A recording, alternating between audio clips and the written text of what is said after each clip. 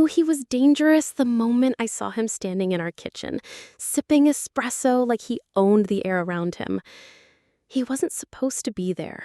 He wasn't supposed to look at me that way. He was my mother's boss.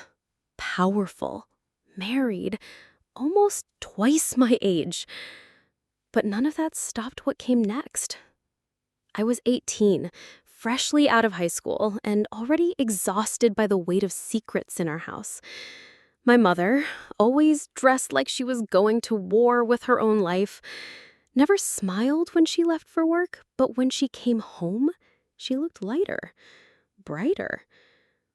She never talked about him, Mr. Bennett, but the scent of his cologne started lingering on her clothes more than perfume ever did. Then, one Friday, she brought him home, said the office had closed early and he was in the area. She made pasta and poured wine, and I sat at the end of the table watching him take up all the space in our tiny living room. Mr. Bennett, black suit, silver cufflinks, that smooth voice that felt like velvet soaked in whiskey. When he turned to me, something in his gaze didn't match the polite smile on his lips. "You're Scarlett," he said. "Now I see where your mother got her fire." My mother laughed nervously, but I didn't. I just nodded, pretending like my skin wasn't heating beneath his stare. I told myself I was imagining it. That night, I couldn't sleep. I kept replaying the way he said my name like it meant something. A week later, I walked into his office, not because I had business there, but because I'd started working part-time as a receptionist in the same building. He called me in under the pretense of needing help finding a document. But when I entered, the lights were dim, the blinds drawn, and he was leaning against his desk like he'd been waiting. "I like how curious you are," he said. "It's rare." "I'm just helping out," I replied, trying to ignore the heat between us. "Your mother said you were smart," he continued. "She didn't mention you were stunning." I should have walked away. But I didn't. I let the silence stretch, and when he stepped closer, I didn't move. He brushed a strand of hair behind my ear. I didn't flinch. I let him. "This is wrong," I whispered. "Wrong," he repeated. "But you're not leaving." And I didn't. That was the beginning.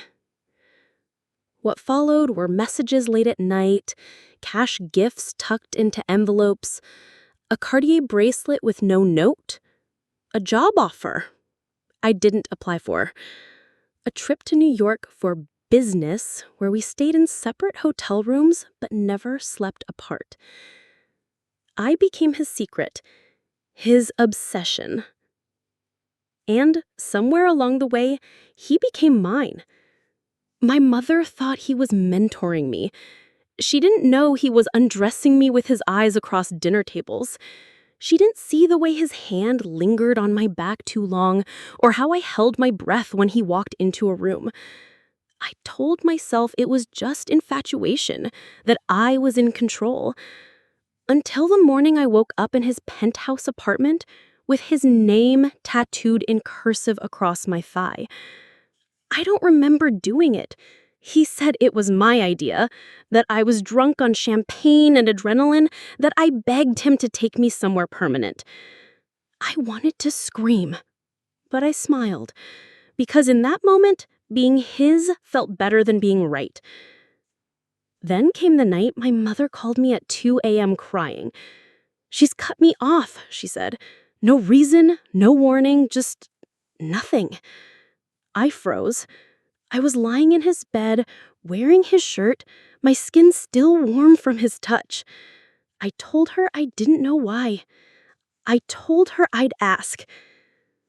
He said nothing when I told him what she said. Just pulled me close and kissed my forehead. "You're all I want," he whispered. "She was just a prelude." I should have hated him. I should have hated myself. But I stayed. Because by then, I wasn't just his mistress. I was his addiction. And he was mine. The next morning, I found a box on my doorstep. Inside was a letter from an anonymous source. No signature, no name, just one line. Secrets never stay buried. Scarlett. Especially when you sleep where your mother used to cry. I stared at the letter for a long time, my hands trembling as I read that single sentence over and over again. Secrets never stay buried, Scarlett, especially when you sleep where your mother used to cry. I didn't know who had sent it, but whoever it was knew everything. The box had no return address, no clues, just that single line typed on expensive cream paper slipped into a blood-red envelope. I tore it to shreds and burned it in the sink, watching the flames consume my shame. But the words didn't leave me. They echoed in my head as I stood under the shower, scrubbing my skin until it burned, as if I could wash away what I'd become. He didn't ask why I was quiet that morning. He never asked anything unless it served him. Mr. Bennet, Lucian, as he now insisted I call him, was always calm, always in control. And maybe that's what scared me the most. I was spiraling, but he was steady, like he'd done this before, like I was just the next girl in a long line of stolen stories. That afternoon, I skipped work. I took a train across town and stood outside the cafe where my mother used to take me every Sunday, back when life was simple and secrets hadn't devoured us. I needed to think. I needed to breathe. And yet, all I could do was replay his voice, his touch, the way he said my name, like it was a secret only he deserved to know. I didn't hear the footsteps behind me until it was too late. Scarlett? I turned. It was Landon, my mother's old boyfriend, the one before Mr. Bennet. He looked older now, more tired, but his eyes still held that mix of charm and danger. "You okay?" he asked, glancing at the coffee in my hand. I nodded, but something in my face must have betrayed me. "You look like you've seen a ghost." I wanted to laugh or scream or both. Instead, I said, "Just tired." He narrowed his eyes. "You know, your mom's been through a lot. I hope you're not making things harder for her." I froze. "What do you mean?" He shrugged. "Word gets around, and your name's been mentioned in circles it doesn't belong." My blood turned cold. "What circles?" But he just smiled, like he'd said enough. "Take care of yourself, kid." And with that, he walked away, leaving me shaken on the sidewalk. That night, I returned to Lucian's apartment. I told myself I'd confront him, ask him what he did to my mother, ask him if I was just another pawn in his game. But when he opened the door and looked at me with those eyes, dark, magnetic, impossible to resist, I forgot every question. He pulled me in without a word, his lips finding mine, and I let myself fall again. Because even with all the warnings, all the signs, I still wanted him. After, as we lay tangled in silk sheets, I asked, "Why did you stop seeing my mother?" He didn't move, just stared at the ceiling. "Because she wanted things I wasn't willing to give." "And what do I want?" I whispered.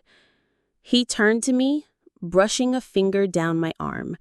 "You want to feel powerful, desired, chosen. and I give you that. I hated how true it was. I hated how right he always sounded.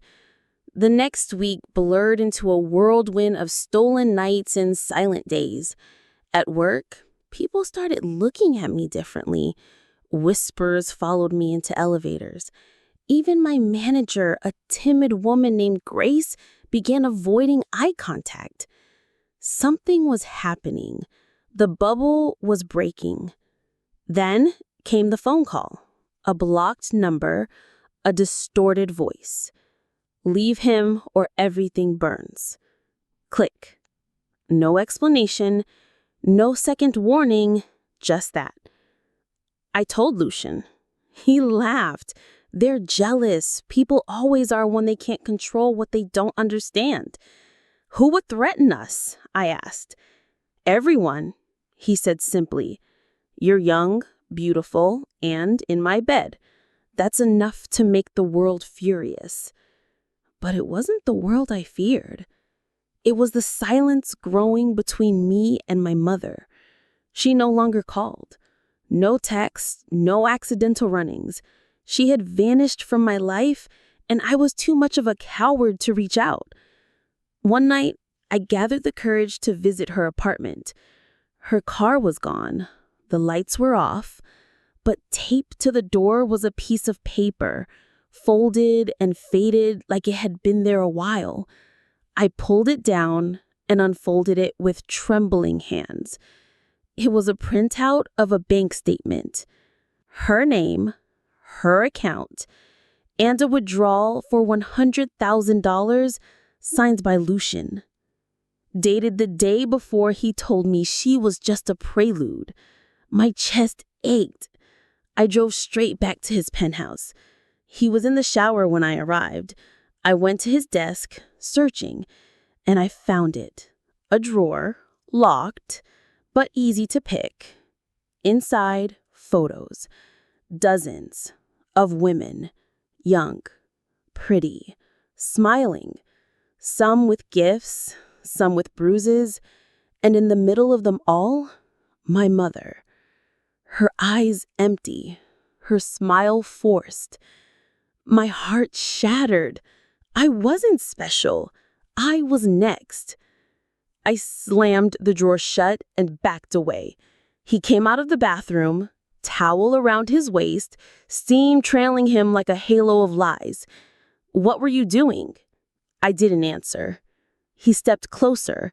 Scarlett. I ran. Down the hallway, through the elevator, into the night. I didn't stop until I reached the park across the city. I collapsed on a bench and cried like a child.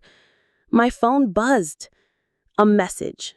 No name, just words. You were warned. Now it begins. I didn't go home that night. I stayed in the park until sunrise, my body trembling not from the cold but from the weight of everything I now knew. I wasn't special. I was replaceable. A copy of a girl who thought she meant something to a man who devoured innocence for sport. The message still burned in my mind. You were warned. Now it begins. I tried to call my mother. Straight to voicemail. I tried again and again.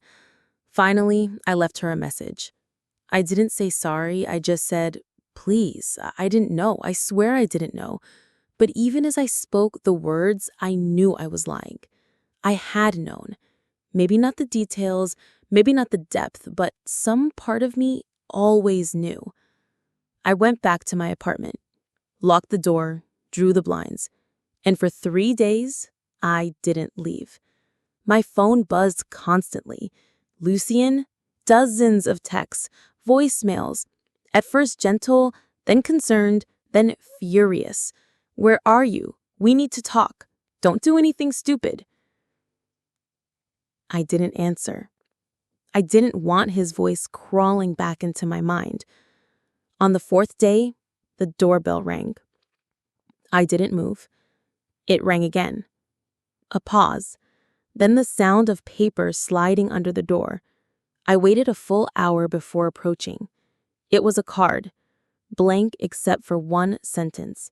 You think you're in control now. I ripped it to pieces. That night, I dreamt of fire, of Lucian standing in my childhood home smiling as the walls burned around him, and my mother watching from the corner, eyes full of betrayal. I woke up gasping. I had to do something. I had to take back control. I started digging. Everything I could find on Lucian Bennett. It wasn't much. He kept things clean. No public scandals, no lawsuits. But buried in an old forum post on a forgotten website, I found something. A thread from 6 years ago. A woman named Naomi. The message was simple. If you ever meet Lucian B., run. He doesn't love. He collects. I tried to message her. The account was deleted, but the seed was planted. I wasn't the first to run, just the first to try and expose him. I needed proof, real proof, something I could show, something I could burn him with. I remembered the drawer, the photos, but I also remembered something else. An old USB drive I saw him use once, which he kept hidden behind a painting in his office. On Friday night, I dressed like nothing was wrong, went to the office building like it was any other day. I still had my key card. He hadn't revoked it. The security guard smiled as I walked in. I smiled back, heart pounding. On the 29th floor, the hallway was dark, most of the lights off. I moved fast. Into his office, behind the painting, found the USB. I didn't look at it there. I just left. Took a cab to a hotel across town and plugged it into my laptop. Folders, names, videos. Dozens of them. Women, girls. Some I recognized, most I didn't. Dates, locations, audio files, conversations, contracts. I wanted to vomit. I copied everything, backed it up, twice. Then I called the only person who might help, Landon. He answered on the second ring. Scarlett, I have something. Something about Lucian. Something big. Silence. Then, where are you? We met at a diner at midnight. I showed him everything. He didn't flinch, just nodded slowly. I knew he was a predator, but I didn't know it was this deep. What do we do? I asked. Take it to the police? He looked at me like I was a child. Do you think a man like him leaves fingerprints on crimes he plans? Half the cops probably owe him favors. If you want him to fall, you don't go to court. You go to the court of public opinion. He had a plan. He knew a journalist, someone who owed him. We met her the next day. An older woman named Rhea with eyes like knives. I gave her the files. All of them. She didn't ask why I had them. She just said, "This is either going to bury him or get us all killed." She went silent after that. For 3 days, nothing. No texts, no calls. Then it dropped. A full expose. Front page. The collection of Lucian Bennett. Names redacted. Faces blurred. But the story was out. And I watched the world catch fire. News vans outside his building. Protesters outside his company. Stock prices plummeting. Clients pulling out. Sponsors disappearing. It was beautiful. Until the phone rang. My mother. Her voice cold. What did you do? I stopped him. You exposed us, she whispered. You think you've saved anything? All you've done is ensured none of us will ever be free. He hurt you, I said. He used us both. And now you've made us both victims in public, she hissed. There's no coming back from this, Scarlett. No one will see you as strong, just broken, used. She hung up. I stared at the wall. She was right. The world wasn't kind to girls with stories like mine. It didn't matter that I fought back. It only mattered that I was touched, claimed, marked. That night, I received a package. No name, no address. Just a small box. Inside, my necklace. The first one Lucien ever gave me. Ruby in the center. Broken in half. And a note. Just 2 words. You chose.